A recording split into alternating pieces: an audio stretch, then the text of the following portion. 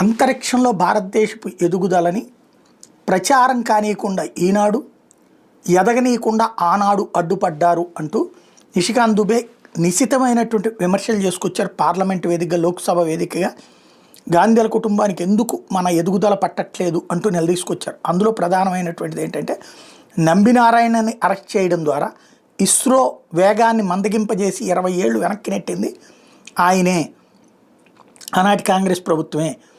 2012లో కాంగ్రెస్ గవర్నమెంట్కి సంబంధించిన కాగ్ నివేదిక ఆ విషయాన్ని స్పష్టంగా కనబడుతోంది. వాళ్ళు నిజాలని సమాధి చేశారన్నట్టు విషయం కనబడుతుంది. ఒక సంస్థ కోసం ఇలాంటి దుర్మార్గ పనులు చేశారు వాళ్ళు అన్నట్టు విషయం చెప్పుకొచ్చారు. రెండవది వచ్చేటప్పటికి ఇప్పుడు సుభాన్ శుక్లాకి సంబంధించి అద్భుతమైనటువంటి పరిశోధన జరిగింది, దాంట్లో భాగస్వామి అయ్యాడు. మరికొంత కార్యక్రమాలు జరగాల్సి ఉన్నాయి.